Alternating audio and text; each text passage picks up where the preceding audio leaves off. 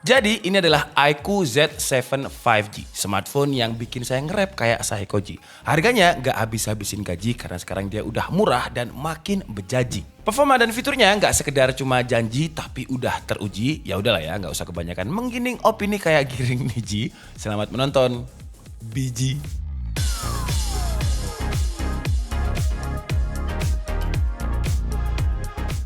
Yang kalau kita cari di Google dengan keyword Z7 5G versus yang keluar itu ada di urutan pertama ada Poco X5 Pro, terus ada Redmi 12 Pro, ada Infinix GT 10 Pro dan teman-temannya. Karena ya harganya mirip-mirip sama Poco X5 Pro. Si iQOO Z7 5G ini awal-awal launching untuk yang varian 8128 itu dibanderol dengan harga 4.299. 12256-nya 4899. Tapi ada varian yang versi lebih light-nya yang biasanya kalau ada huruf X itu berarti varian tinggi, tapi di iQOO enggak, varian rendah. Poco X5 Pro itu harga launchingnya 4799 dan varian tertingginya 5299. Masih lebih murah iQOO ketika harga launching. Chipset emang sama-sama 700 series, tapi di iQOO dia pakai 782G lebih unggul dengan 2700 MHz clock speednya. Untuk RAM Poco terendahnya itu 6 GB, sementara iQOO terendahnya 8 GB. Jadi kalau cara spesifikasi, konfigurasi, dan performa, nyarinya performa aja, ya iQOO Z7 ini bisa menjadi pilihan yang menarik.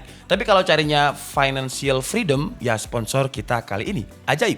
Karena dengan Ajaib kita bisa melakukan transaksi dengan aman dan nyaman. Mau investasi bisa, mau scalping bisa, mau reksadana bisa juga. Dan kalau Ajaib sih udah dijamin dari dulu lah karena dia aman, diawasi sama Bapeti dan juga OJK. Jadi yang ngawasi aja udah 2, nggak kayak pinjol-pinjol gitu. Terus kalau udah dapat returnnya dari Ajaib ya bisa beli iQOO Z7 atau kalau mau HP yang lebih tinggi ya bisa. Tergantung returnnya, tergantung profitnya berapa. Kayak contohnya saham saya ini aja, nggak pernah saya lihat tahu-tahu udah 40% lebih. Tapi saya mainnya sih saham blue chip ya, nggak pernah main saham-saham yang aneh-aneh. Dan sekarang kalau saya lihat di IHSG banyak banget saham-saham yang lagi on fire. Pakainya Ajaib aja karena fee-nya rendah. Tapi kalau mau download Ajaib jangan lupa pakai kode referral yang ini ya, karena kalian bisa dapat bonusan. Nanti kalian juga bakalan dapat kode referral kalian sendiri yang bisa kalian share ke teman-teman kalian. Sekarang kita fokus dulu ke iQOO Z7 karena sama kayak saham, iQOO Z7 ini harganya juga bisa turun.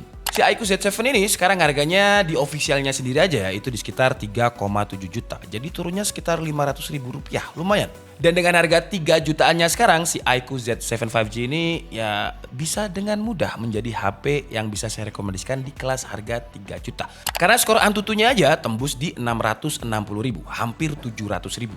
Geekbench single core dia bisa dapat 1120, multicore-nya hampir 3000. Untuk coolingnya juga oke, karena ketika kita tes pakai CPU throttle selama 30 menit dia nggak pernah ada stability-nya itu di bawah 80%, aman, nggak ada yang warna kuning.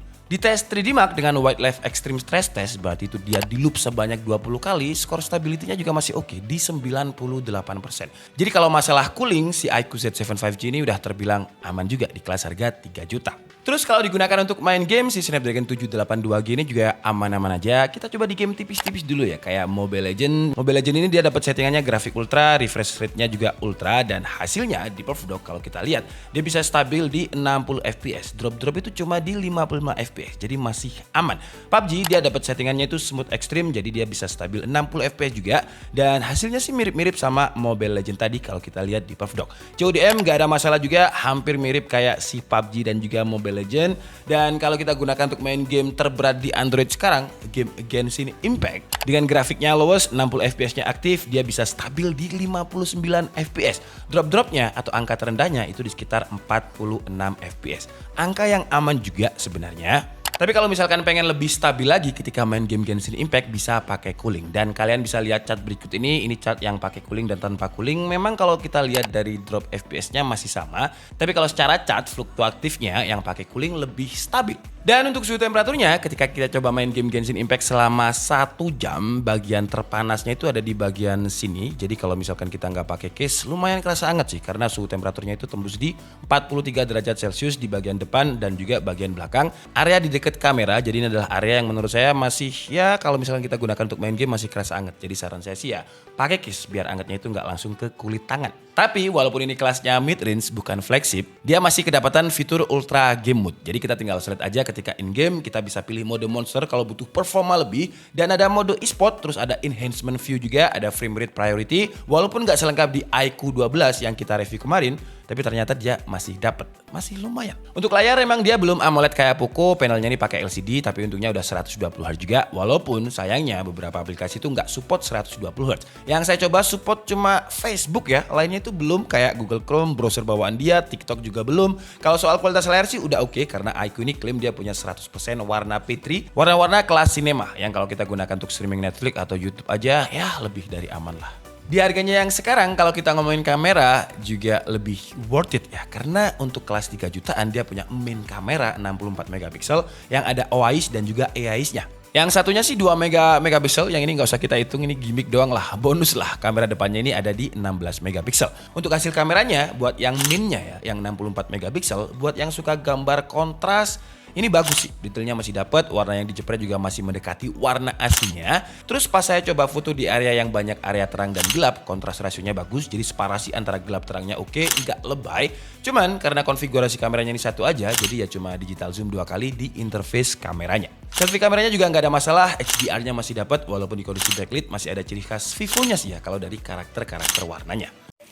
Oke, jadi ini adalah kamera 4K 30 fps-nya, mentoknya di 4K 30 fps, nggak bisa 60 fps kalau 4K. Dan ini kalau saya gunakan untuk jalan aja langsung kerasa shaking-nya, gempanya, karena di resolusi ini kita nggak bisa pakai fitur ultra steady-nya. Dan kalau misalkan saya gunakan untuk panning tilting, masih shaky sih ya. Nah, ini jadi kalau atas bawah kayak gini, kalau atas bawah masih nggak terlalu shaky. Tapi kalau misalkan kita coba untuk kanan kiri, masih terlihat shaky-nya. Tapi kalau untuk autofocus, wah aman jaya, autofocusnya nggak ada masalah. Terus kalau untuk detail ketika kita zoom, mentoknya sampai segini nih fokusnya. Karena kalau misalkan terlalu deket, wah masih fokus ya. Jadi kalau kalian lihat air-air di sini tuh masih terlihat detail. Tapi dia masih patah-patah di resolusi 4K ini. Jadi kalau misalkan nggak pengen patah-patah, kita bisa main di resolusi 1080p 60 fps. Nah, sekarang kalau pakai resolusi 1080p 60 fps, kelihatan beda banget dengan 4K tadi. Ini jauh lebih stabil. Ini jalannya saya nggak pelan-pelan, langsung aja kenceng, ngawur. Dan kalau misalkan untuk panning tilting atas bawah tuh, jadi lebih stabil. Kalau misalkan kita mau rotary shot ya, kayak gini, misalkan dolly shot, zoom in, terus gerak ke sini. Tuh jauh lebih stabil dibandingkan yang tadi. Terus zoom in lagi, rotary shot lagi. Dan kalau misalkan untuk fokus, fokusnya lebih cepat di 4K tadi sih ya. Oh enggak, tadi kurang dekat aja. Tuh langsung cepet juga. Dan kalau untuk detail juga masih oke di 1080p 60 fps. Ini saya pegang tangan satu dan langsung saya zoom out aja, langsung kelihatan kan smooth dan mulusnya. Wow. Fitur menarik lain di kelas 3 juta ini sama dengan iQOO 12 kemarin yang harganya 11 juta pas launching. Itu gila sih ya, Snapdragon 8 Gen 3 11 juta, murah banget. Tapi yang sama dengan iQOO 12 adalah support chargingnya, ada di 120 watt. Jadi beda 11 juta dan 3 juta tapi masih dapat support charging 120 watt. Sama-sama gede, yang 0 ke 100% cuma butuh waktu sekitar 37 menit. Tapi kalau untuk daya tahan baterainya sih standar ya. Kayak Netflix setengah jam dia berkurang 3%, YouTube juga 3% setengah jam, TikTok setengah jam juga 3%, dan Genshin Impact setengah jam berkurang sekitar 12%. Untuk konektivitas kayak Wi-Fi-nya juga udah pakai Wi-Fi 6, Bluetooth-nya versi 5.2, ada NFC, sensor-sensornya juga lengkap termasuk adapter gyro, GPS, fingerprint, proximity, lengkap lah. Kalau untuk desain, ya menurut saya desainnya B aja sih ya. Mungkin karena terlalu banyak Android yang desainnya itu kayak gini. Jadi kayak umum aja, mainstream. Bedanya di iQOO ini di bagian belakangnya itu kayak 3D curve aja. Jadi dipegangnya itu lebih enak dengan curve-nya ini. Frame depannya juga masih tebel, ya standarnya mid-range 3 jutaan. Selfie kameranya punch hole standar juga. Oke, jadi itu tadi adalah review di KID dari iQOO Z7 5G. Yang dia ada dua varian dari segi SKU. Jadi ada yang 8128 dan ada 12256. Yang 8128 itu sekitar 3,7, 3,6, 3,7. Yang 12256 itu sekitar 4,5 juta. Link pembeliannya nanti akan saya taruh di kolom deskripsi semua. Overall di harganya sekarang dia lebih all-rounder sih ya. Performanya kenceng di kelasnya dengan Snapdragon 782G. Bisa cari yang 12GB kalau butuh multitasking lebih. Performa kencengnya ini juga diimbangi dengan cooling yang bagus. Kameranya oke untuk main dan juga selfie-nya. Chargingnya cepat, 120 watt, sensor-sensornya lengkap. Kekurangannya kalau butuh lensa ultrawide atau lensa tele di sini nggak ada ya. Kalau suka layar AMOLED dibanding IPS ya iQOO ini bukan pilihannya. Nggak ada sertifikasi IP rating kayak merek sebelah dan desainnya menurut saya B aja. Ya, jadi itu adalah cerita saya dari iQOO Z7 5G. Tapi buat kalian yang mungkin udah pernah punya iQOO Z7 5G, bisa tulis di kolom komentar pengalamannya atau yang udah pernah riset-riset dah iQOO Z7 5G. Kalau suka layar AMOLED dibanding IPS ya iQOO ini bukan pilihan yang tepat. Dia juga nggak ada sertifikasi IP rating dan desainnya menurut saya sih B aja sih ya. Tapi menurut kalian gimana sih? B aja nggak sih? Saya Diki Setiabudi and see you on the next video. Bye-bye.